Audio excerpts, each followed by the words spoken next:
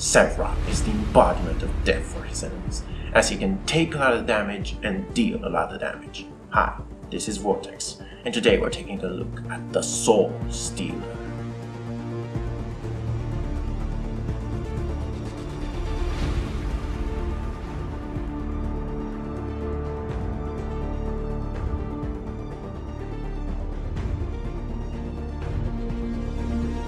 Let's begin by taking a look at Sevarog's abilities. Hammer is his melee basic attack that starts off by dealing 50 physical damage. Sevarog rushes forward, gliding through any enemies in his path with his Phantom Rush. Siphon has both a passive and an active effect. On the active side of things, Sevarog deals damage to all enemies in a targeted area. Siphon gains 25 bonus damage at each soul stack tire. Its passive effect is that Sevarog gains 3 health and a soul stack when he kills an enemy with Siphon. His Siphon and Colossal Blow grow in power at 20, 40, 60 and 80 soul stacks. Subjugate. Sevarog calls down a burst of dark energy that deals damage and applies a root for 1 second. When the root expires, the targets are slowed for 3 seconds. And his ultimate, Colossal Blow. Sevarog gives one mighty swing of his hammer, dealing damage and knocking back enemy heroes. Enemy minions will be instantly killed. Okay, now let's go over to my deck. My prime card of choice is the Centurion, which gives me some health.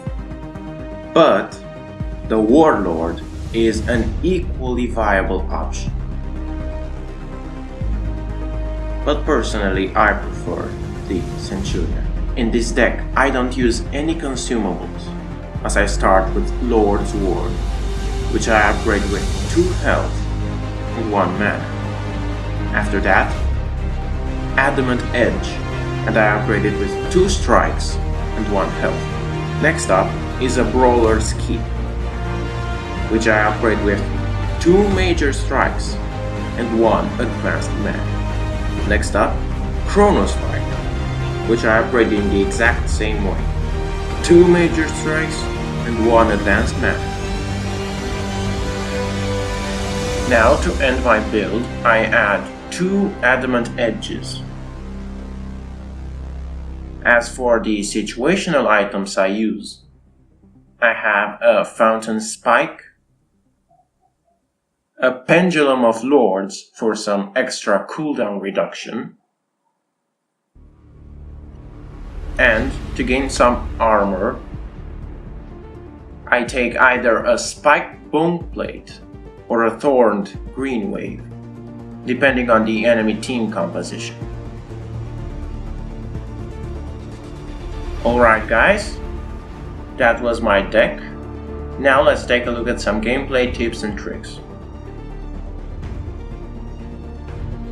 Playing as Sevarog, you should last hit enemy minions with Siphon as often as possible to gain those precious soul stacks. You should farm alongside heroes who use their AoE abilities to push lanes, such as Paragon or Gideon, in the hopes that you can strike down multiple minions with only 1 use of Siphon.